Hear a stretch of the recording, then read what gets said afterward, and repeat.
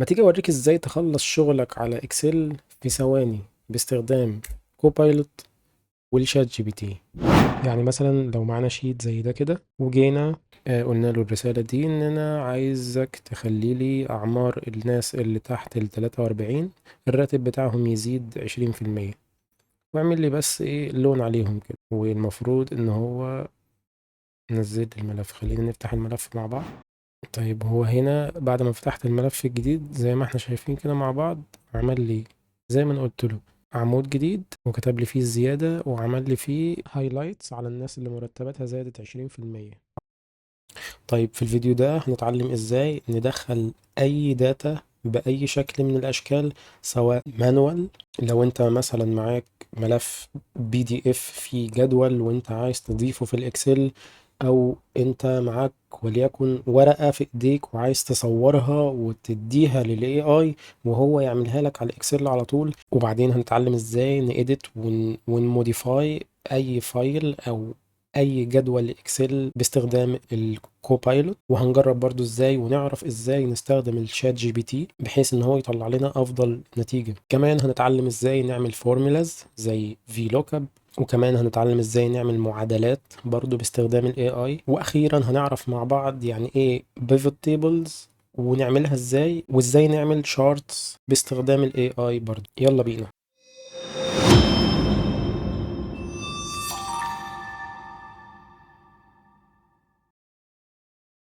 طيب تعالى نبدأ من تحت خالص ونشوف ازاي لو احنا معانا ورقة فيها جدول او معانا ملف PDF في داتا معينة واحنا عايزين نعملها على الاكسل بأسرع طريقة، مش مانوال زي ما احنا معتادين عليه من زمان.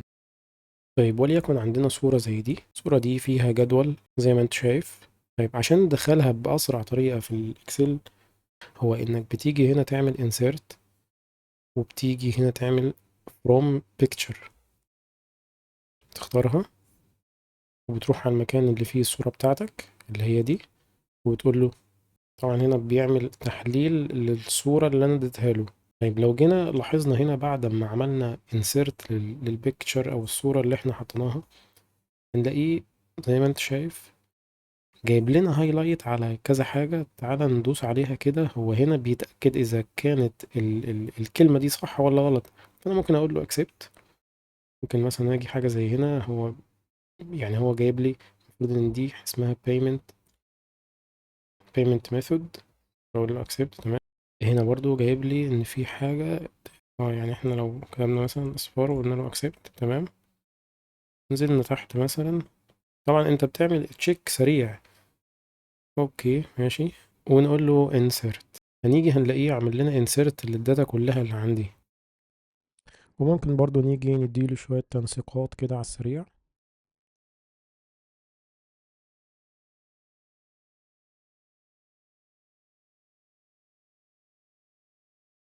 وبكل بساطة خدنا الملف اللي هو الصورة أو أيا كان. لو أنت عندك PDF أو حاجة في ثواني معدودة هتخليها زي ما أنت شايف. طيب الخطوة اللي بعد كده، إزاي نقدر نستخدم ال AI إن هو يعمل لنا تعديل على الملف بتاعنا. إزاي؟ في حاجة هنا لو طلعنا فوق هنلاقيها اسمها كوبايلوت. تعال ندوس عليها.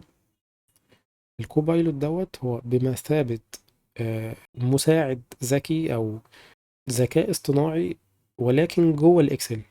تمام.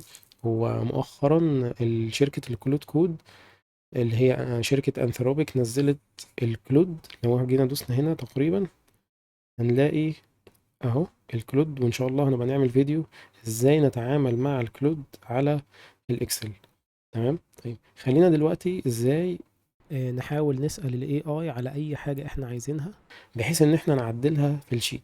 وممكن نكلمه طبعا بالعربي يعني مش لازم بالانجلش. طيب تعالى مثلا نقول له عايزك تعمل لي هايلايت على العملاء اللي دافعين كاش، اعمل لي عليهم باللون الأخضر. طيب هو هنا بيقول لي أنا عملت لك هايلايت باللون الأخضر على كل الصفوف، تقدر تحمل الملف. طب خلينا نحمل الملف ونشوف هيفتح لنا إيه. زي ما انتم شايفين هو عمل لي هايلايت على الناس بالفعل اللي دافعين بس للكاش. يعني حاجة زي كده اقدر لو انا عندي شيت فيه مليون عميل، تمام، اقدر بكل بساطة بسطر واحد اقول له طلع لي الناس اللي دافعين كذا، وهو على طول يطلعهم لي. طيب خلينا نجرب مثلا حاجة تاني، نقول له اعرف لي كام شخص اشترى بي واي دي.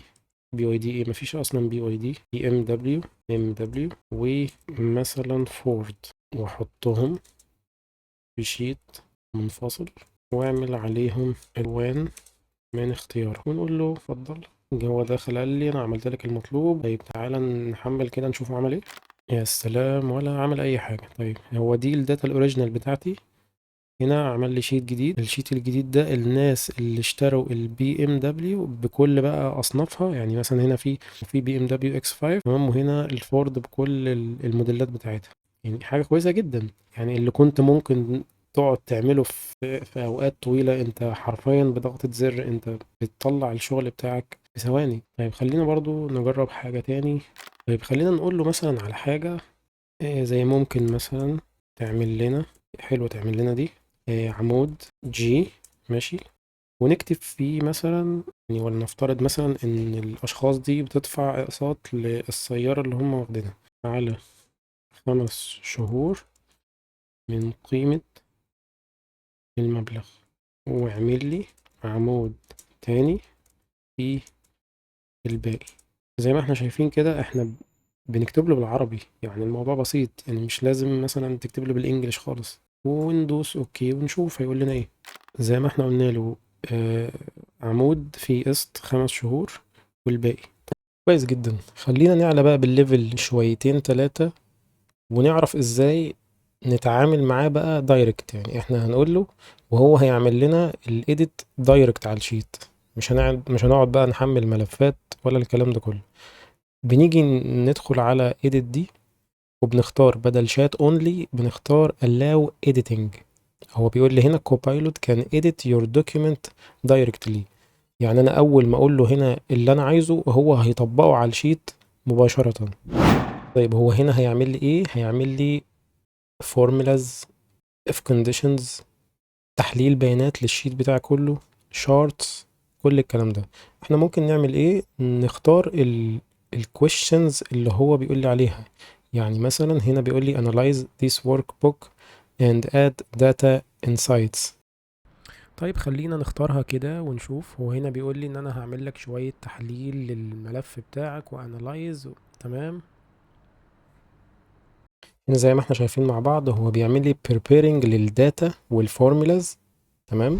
هو هنا حولها لي على طول كده دايركت من غير ما انا بتدخل او بعمل اي شيء. طبعا الراجل شغال اهو راح منزل لي 3 4 عواميد من نفسه كده، ومازال برضو شغال بيعمل بروسيسنج.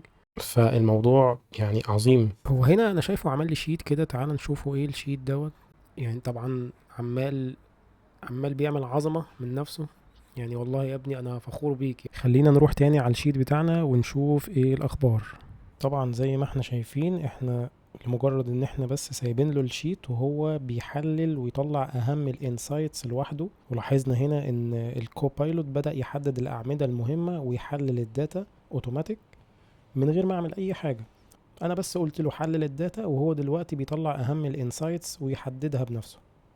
هو تقريبا خد مني مثلا بتاع حوالي 3 إلى 4 دقايق تحليل واحصل عواميد، وهو هيحط كام عمود وهيعمل المعادلات، وسبته يعيش مع نفسه. تلاقيته عمل يعني اللوحة الفنية دي حرفيا لوحة فنية. يعني هنا زي ما احنا شايفين لو نلاحظ كل دي معادلات، كل دي فورمولاز هو عملها لي، تمام. والأحلى والأجمل من كده بقى إن هو عمل لي شيت جديد لو دخلنا عليه، يعني حرفيا تحليل كامل للشيت. بصراحة الموضوع خطير يعني. وكمان هنا جايب لي توتال الكاش وتوتال اللي اتدفعوا بالشيكات وتوتال الكريدت كارد. هنا كمان عمل لي شارتس التوتال بيمنت ميثود بتاعي. ممكن نرجع تاني اخر حاجة في الجزئية دي نقول له create pivot table ونقول له اوكي.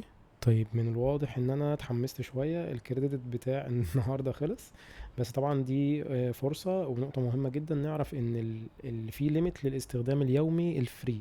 ولكن لحد هنا احنا شفنا مع بعض ازاي نستخدم ال AI مع المايكروسوفت اكسل، ازاي نكتب فورمولا بسهولة باستخدام ال AI والكوبايلوت، وازاي نحلل الداتا ونطلع انسايتس. وبصراحة الموضوع بيوفر وقت كبير جدا يعني. وطبعا لو الفيديو عجبك ما تنساش تعمل لايك وتشترك في القناة، واستنى الفيديو اللي جاي. سلام عليكم.